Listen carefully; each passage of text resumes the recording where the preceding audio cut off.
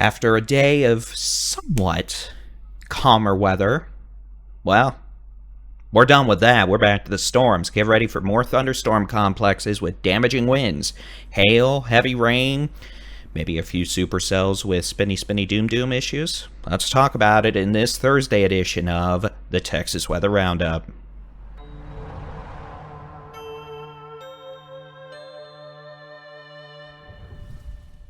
Good morning, I'm Texas Storm Chasers Baldy-in-Chief David Reimer. It is Thursday, the 30th of May, 2024. This new camera really does bring out the wrinkles on my head and the little reflection of doom up here.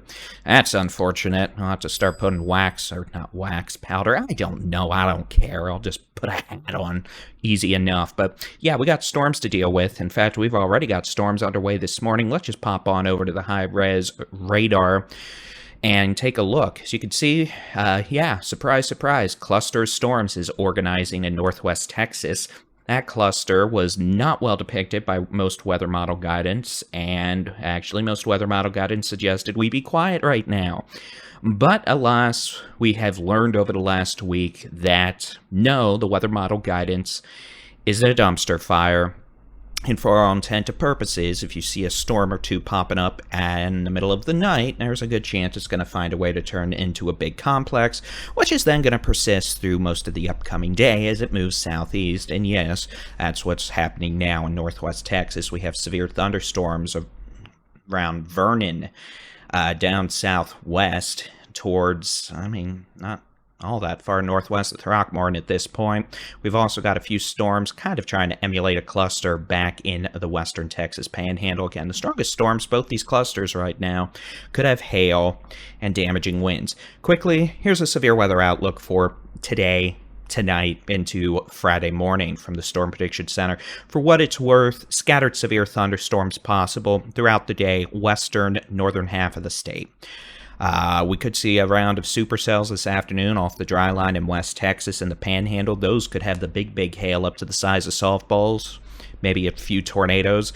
Otherwise, we're going to have to deal with this cluster of storms that has now begun evolving in northwest Texas. And if it doesn't completely wipe out the instability and stabilize things, we'll be dealing with more thunderstorm clusters later today and on Friday. Doesn't that sound like so much fun? Yeah, I'm thrilled about this whole thing. Here's the high-res rapid refresh model. Now, what I'm showing you here is only going to be up until about 8 p.m. tonight. This is the latest high-res rapid refresh model, right off the presses. Goes out 18 hours, and it'll actually let me show you what's going on right now in northwest Texas, and hopefully that means it's handling what is going on or what will happen later on. I wouldn't bet on it because honestly this has just been a whole load of fun this last week, but the complex of storms in northwest Texas is probably going to keep on going into Texoma, the Big Country, North Texas this morning. Whatever this shows, expect it to be a few hours earlier because these tend to also underestimate the speed of these clusters of storms.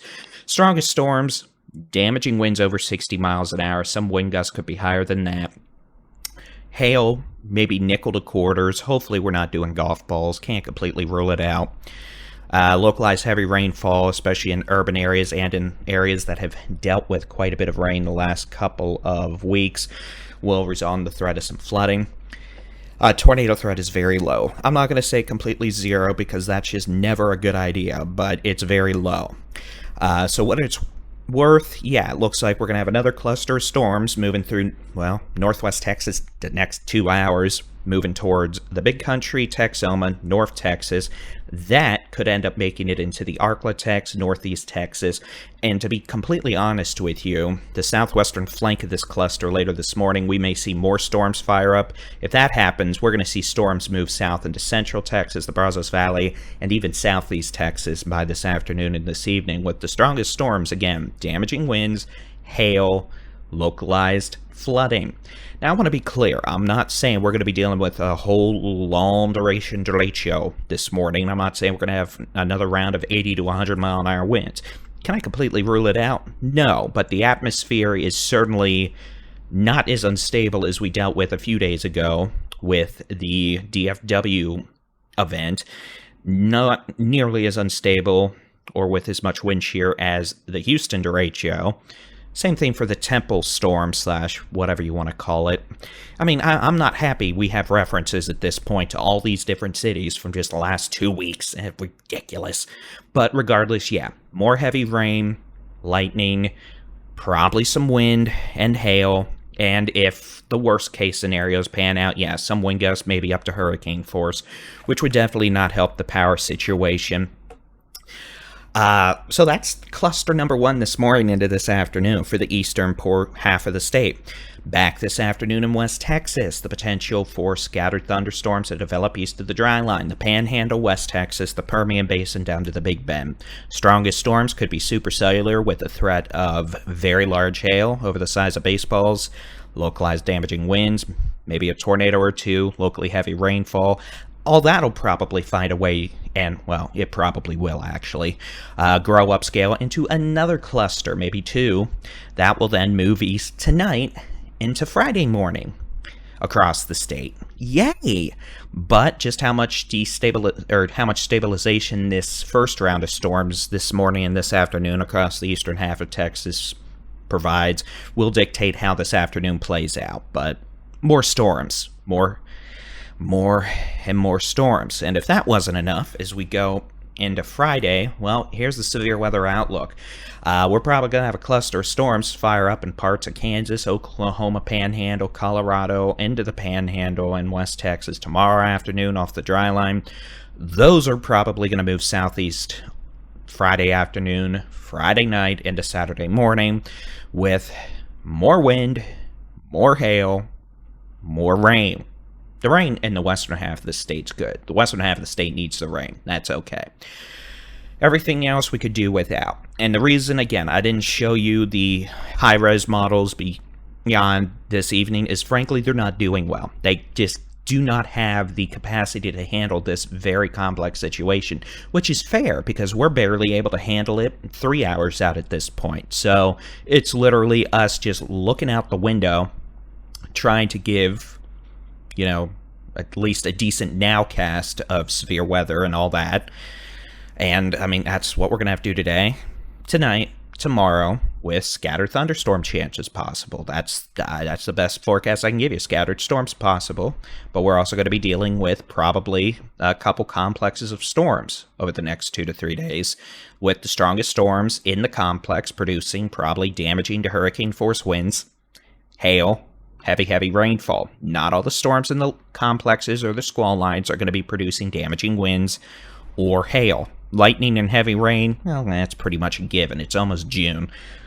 Just be happy it's not a hurricane hitting us at this point. So, yeah, great. Isn't it great? And we'll get to do that on Saturday and maybe Sunday. And to be totally honest with you, I know most of y'all are wanting a forecast all the way into next week. Let's just assume we're going to keep doing this until it stops, which hopefully will be sometime next week.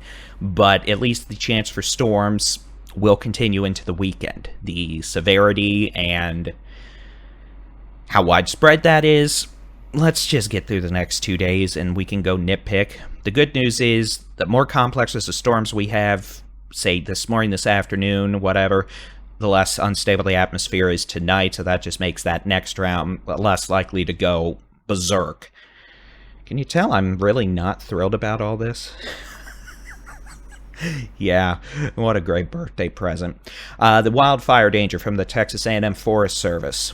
Today, extreme across the borderland, far west Texas, Guadalupe Mounds into the Trans-Pecos, down to Davis Mounds. Very high to high fire danger, the Big Bend. Tomorrow and Saturday, high to very high fire danger, those same regions, with generally low to moderate fire danger across the eastern 75% of Texas, thanks to, well, the fact it's going to keep raining and storm chances and all that, and the dry line being pretty far west. Hey, the temperature button didn't work, so we'll just go old-fashioned and say hi there. High temperatures this afternoon. Thanks for the clouds, storm chances, etc. We're looking at 80s northeastern half of the state, 90s to around 100 southwestern half of the state, which admittedly is still quite a bit better than it was several days ago when some folks were approaching 115 degrees. Tomorrow, woo! Highs in the 70s. That's not bad for the final day of May. We'll take it. Highs in the 70s to low 80s, northeastern half of the state. 80s to 90s to low triple digits, southwestern half of the state. And as we go into Saturday, really the picture doesn't change all that much, except a bit warmer across the northeastern half of the state, back up in the 80s. But again, if we have more storm complexes moving through with rain-cooled air masses and outflow boundaries, may not be as hot. And then as we go into Sunday, starting to warm back up again, more 90s, more triple digits. And then as we get into, well, that's not what I wanted. Did I mess this up? Hold on a second. Hold it. Interesting. Nope. There you go. Here's Monday's high temperature forecast. Western half of the state into South Texas, triple digits pretty much. It's going to get hot again. Notice 106 in Pecos, 102 in Sanderson, 101 in Del Rio, 103 in Laredo, 100 in McAllen, upper 90s in San Antonio. Eastern half of the state, upper 80s to 90s with high humidity, making it feel like triple digits. Yeah, we may start getting more into a summer pattern next week, but again, the specifics will be ironed out. Yeah, it feels like a Monday. It's a Thursday, but it feels like a Monday. But again, that's the forecast, the best we can do for you. I realize it's not particularly descriptive or helpful, but unfortunately, this is just the kind of pattern we're in right now where, you know, it's just kind of summer-like, but we still have upper-level wind shear in place to support the forward propagation of longer-lived thunderstorm clusters. And once they get going, they're difficult to stop, sort of like a bowling ball when I got a turkey last night, which was nice. All right, that's going to be it for your Thursday morning edition of the Texas Weather Roundup. We are planning on doing live severe weather coverage later today. I hope it's not necessary this morning. I really would like a nap, but we're planning on being around this afternoon, tonight, into tomorrow morning. And again, we'll have updates throughout the day. What you're seeing now probably will change somewhat. Who knows? It might just change completely. Literally, we're just going to have to keep watching the radar and see what this first cluster of storms does. But yeah, thunderstorm chances increasing over the next 6 hours. Texoma, North Texas, the Big Country, maybe even to parts of the Arklatex, Northeast Texas. All right, you can keep an eye on the sky with the free Texas Storm Chasers mobile app. You can check the interactive weather radars. It's a good day to do that. We've got one radar in the radar tab. You can click the More tab and click Zoom Radar. That's a second radar. You can get your local weather forecast, Texas weather roundups, live severe weather coverage, and more. All right, that's going to be it for this morning. Y'all make it a good Thursday. Have a good one. God bless.